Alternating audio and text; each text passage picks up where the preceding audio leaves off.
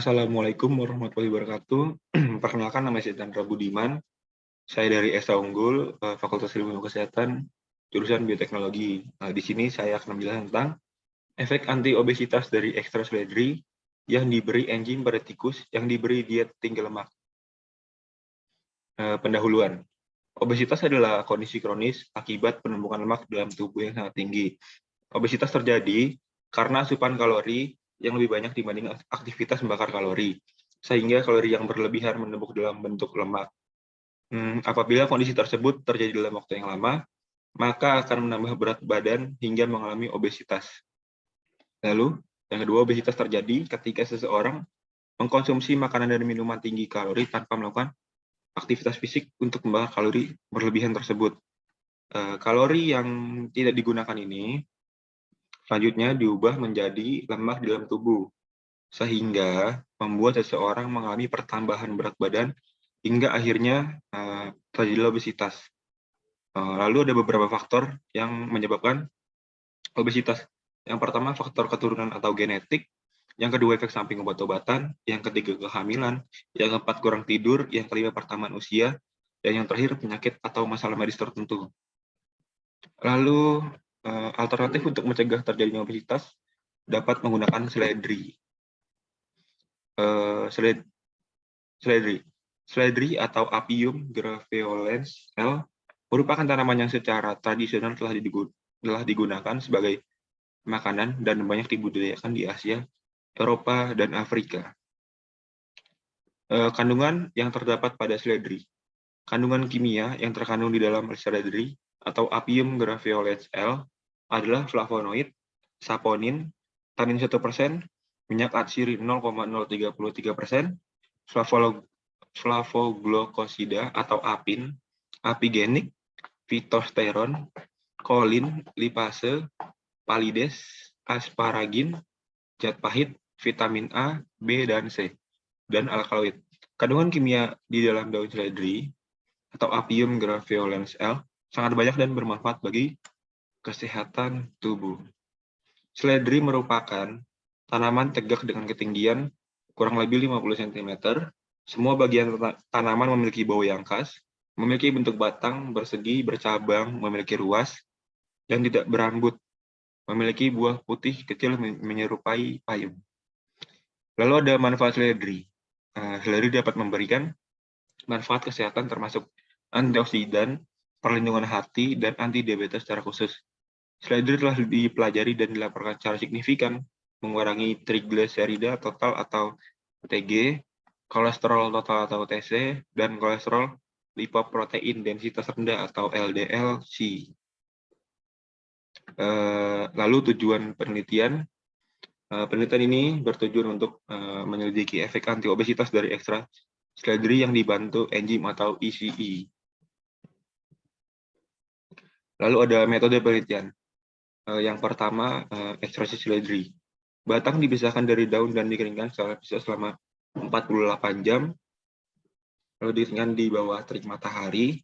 10 gram daun dimasukkan ke dalam gelas kimia yang berisi 200 ml air suling dan campuran di ultrasonik pada 80 watt selama 30 menit pada 25 derajat Celcius. Selanjutnya, larutan pektinase 0,4 mg per mililiter ditambahkan dan pH diatur menjadi 5,5 dan diinkubasi pada suhu 33 derajat Celcius selama 24 jam. Setelah 24 jam, NaOH 1N ditambahkan untuk mengembalikan pH awal, yaitu 4,5. Ekstra seledri yang diolah dengan enzim ECE disaring menggunakan 0,45 mikrometer kertas saring dan selanjutnya dipekatkan di bawah tekanan terreduksi dan kemudian diliofilisasi untuk mendapatkan bubuk disimpan pada suhu minus 80 derajat Celcius untuk penggunaan selanjutnya. Lalu ada metode penelitian pada hewan dan makanan. Penelitian ini menggunakan tikus jantan C57BL atau 6N berumur 4 minggu dari Orient Bio INC. Mencit disimpan dalam ruangan dengan kondisi lingkungan standar. Suhu 22 kurang lebih ditambah 2 derajat Celcius. Kelembapan 50-60% dan siklus terang gelap 12 atau 12 jam. 12/12 jam. dan diberi diet laboratorium standar air keran libitum. Setelah masa aklimatisasi selama 1 minggu, mencip dipisahkan menjadi 3 kelompok dan diberi makan dengan diet tanpa lemak atau diet tinggi lemak atau HFD. Roden diet with 60 kcal% fat diresort di diet DNC sebagai berikut. Kelompok 1, tikus diberi makan dengan diet tanpa lemak atau ND. Kelompok 2, tikus diberi makan dengan HFD. HFD itu diet tinggi lemak. Lalu ND diet tanpa lemak. Kelompok 3, tikus diberi makan dengan HFD dan diberi secara oral dengan 200 mg per kilogram ICI setiap hari. ICI dilarutkan dalam air suling. Tikus di grup 1 dan 2 diberikan secara oral 200 mikroliter air suling setiap hari. Tikus di grup 3 diberikan secara oral setiap hari dengan 200 mikroliter ICI dan masing-masing selama 12 minggu. Di akhir masa penelitian, mereka digiring untuk berpuasa selama 12 jam dengan akses gratis ke air setelah pengambilan darah lengkap. Mencip dikorbankan dengan salin, kemudian ditimbang dengan timbangan elektronik. Lalu ada analis berat badan dan asupan makanan. Penimbangan bobot badan dilakukan setiap minggu. Selisih rata-rata antara berat awal dan akhir diambil untuk menjadi rata-rata pertambahan berat badan di setiap kelompok dengan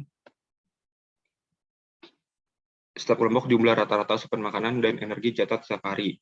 Rasio efisiensi pangan atau VER diwakili oleh rumus berikut. VER sama dengan pertambahan berat badan gram per hari atau asupan makanan gram per hari dikali 100. Berikut hasil pengaruh ICI pada berat badan, asupan makanan, asupan energi, dan rasio efisiensi makanan. Seperti yang disajikan pada gambar 2A, keempat kelompok memiliki bobot tubuh yang sama pada awal percobaan. Yang awal tanpa ada penambahan diberi gambar warna putih. Lalu pada akhir percobaan, tikus yang diberi HFD mengalami peningkatan berat secara signifikan dibandingkan tikus yang diberikan diet standar ND atau diet tanpa lemak. Namun, tikus pada HFD yang diberikan dengan ICI pada 200 mg per kilogram memiliki berat badan yang jauh lebih sedikit dibandingkan kelompok HFD. Akibatnya, penambahan berat badan berkurang secara signifikan dengan pengobatan ICI dibandingkan dengan kenaikan berat badan pada kelompok HFD. Gambar 2B. Di sini ND atau diet tanpa lemak lebih rendah dibandingkan HFD atau diet tinggi lemak. Lalu ini ICI seledri yang sudah diberikan kepada tikus. Lalu tidak ada perubahan signifikan dalam asupan makanan dan energi di antara kelompok yang menerima HFD pada gambar 2C dan 2D. Namun sementara tikus yang diberi HFD menunjukkan FVR yang tinggi secara signifikan. Mereka yang diberi makan dengan HFD dan diberikan dengan ICI menunjukkan FVR yang jauh lebih rendah atau gambar 2E. Ini yang diberikan secara tadi dijelaskan rumusnya, ternyata HFD yang lebih tinggi dibandingkan ND atau ICI. Terima kasih. Sekian presentasi dari saya. Mohon maaf bila ada kekurangan atau salah-salah kata. Wassalamualaikum warahmatullahi wabarakatuh.